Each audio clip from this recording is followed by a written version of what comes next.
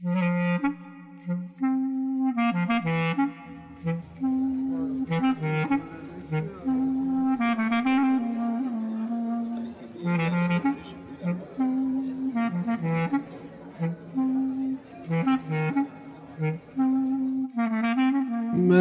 eme kunopis hemetelen krup cyclon eonta.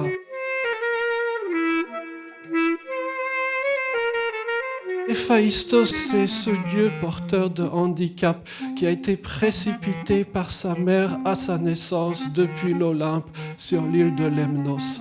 C'est lui qui plus tard bâtit les plus belles demeures parmi les immortels. C'est lui aussi qui créa les robots, et j'en passe.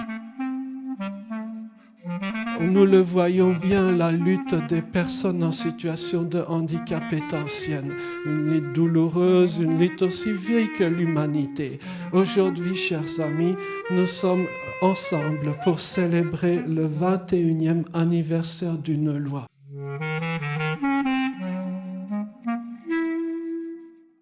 Bonjour à tous, bonjour à toutes, et permettez-moi de vous souhaiter la bienvenue dans cet après-midi consacré au 21e anniversaire de la loi du 11 février 2005 relative à l'égalité des droits et des chances, la participation et la citoyenneté des personnes handicapées.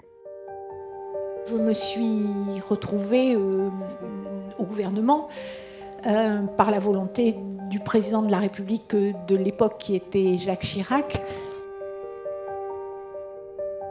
Jacques Chirac considérait qu'il y avait quelque chose de profondément anormal dans la relégation de la personne en situation de handicap. Il le portait là.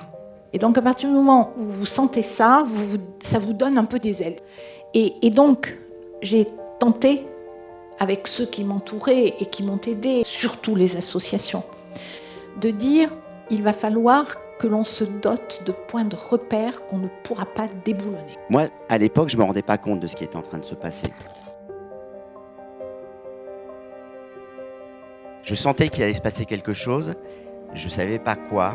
C'est vrai que nous étions sur une logique d'insertion professionnelle. On était quand même en entre-soi avec des spécialistes du handicap. Donc on était sur une logique d'insertion et on demandait à la personne de s'adapter à l'entreprise.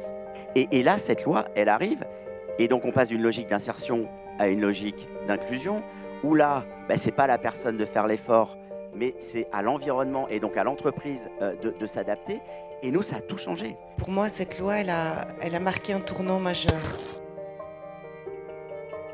Parce qu'elle a posé un cadre, donné des droits et fixé des responsabilités. Le handicap, c'est plus un tabou dans les entreprises, on en parle, on le valorise, on l'accompagne, et ça, c'est un vrai changement culturel.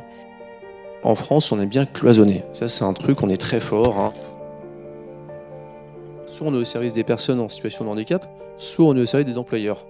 Et du coup, quand on est au service des personnes en situation de handicap, on se dit que les employeurs font mal leur boulot parce qu'ils connaissent rien, etc. Et puis quand on est côté employeur, on se dit franchement, la tâche n'est pas facile. Quand un employeur souhaite recruter ou maintenir une personne, c'est qu'il a un besoin de compétences. Mais l'employeur, il travaille à sa façon, il sait travailler avec des fiches de poste par exemple, il va recruter comme il sait toujours le faire. C'est pas toujours adapté à la personne accompagnée qu'on a. Décloisonner, c'est très compliqué, ça a été très compliqué, et une de nos fonction, c'est de réussir à réunir tout le monde autour de la table.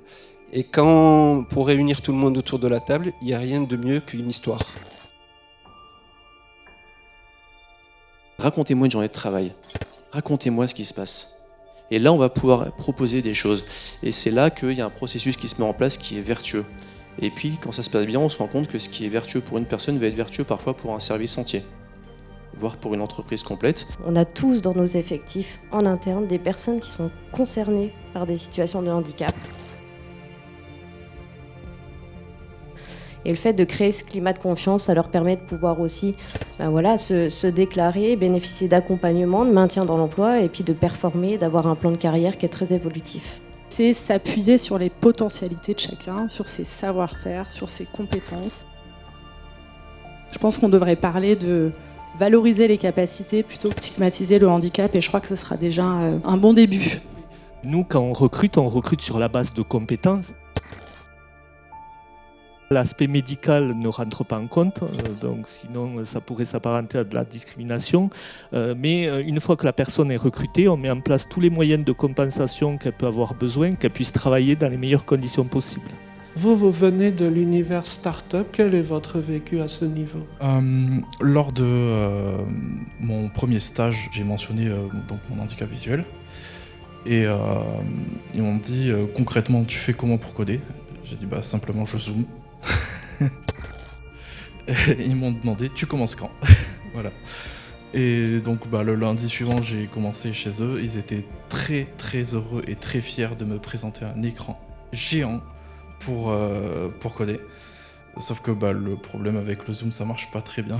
Du coup j'ai dû échanger mon écran géant avec un des leurs normal pour travailler correctement. Je crois à la théorie de l'accident. Je crois que dans l'action publique, il arrive parfois des événements que vous n'avez pas normés, que vous n'avez pas vus, que vous n'avez pas prévus, mais à partir desquels vous allez prendre appui pour créer un effet de mouvement et un effet d'impulsion. On porte un projet pour nos enfants qui seront devenus des adultes, leur faire acquérir des compétences. Alors même si c'est sur des temps partiels, même si c'est 2 heures, 3 heures, une demi-journée par semaine, peu importe, ils seront pris pour des compétences. Et en termes de respect de la dignité de nos enfants devenus adultes, pour nous c'est fondamental, en tant que papa, président de l'asso, mais aussi en tant qu'employeur. En tant que papa, responsable d'association, en tant qu'employeur, est-ce que vous êtes d'accord avec l'idée que quand on est handicapé, le plus grand bonheur, c'est de faire mentir les pronostics? Il n'y a rien de plus beau. Oui. Quand quelqu'un nous dit « ça ne va pas être possible, ça ne va pas être adapté », et qu'on le réalise, c'est formidable. Si ce que nous cherchons à faire, c'est de la cohésion, si ce que nous cherchons à faire, c'est de l'égalité des chances plus que de l'égalité formelle, si ce que nous cherchons à faire, c'est donner des horizons à ceux dont l'horizon est restreint et resserré, si ce que nous cherchons à faire, c'est traiter avec la plus grande précaution la ressource humaine parce qu'elle est fragile, mais en plus, elle devient rare dans une société du vieillissement. On ne peut pas gaspiller la ressource humaine comme on a gaspillé l'eau, comme on a gaspillé l'air. Il faut avoir développé cette attention à la ressource humaine. Alors, je ne sais pas si c'est la loi de plus ou l'amendement de la loi, mais c'est d'aller chercher comment on peut recoudre. Je crois que ces mots peuvent parfaitement synthétiser la notion de recoudre. En anglais, fabric, ça désigne le tissu, Notre tissu social qui est très malade, a désespérément besoin, je crois, de certains fils colorés qui paraissent bizarres, mais sans eux, on n'a pas de tapis, On peut peut-être utiliser cette métaphore-là. La force du collectif, la complémentarité des compétences. C'est une force et je pense qu'en effet, c'est en faisant coexister, copartager les compétences, on construit une société qui est certainement plus équitable, mais radicalement plus juste en tout cas.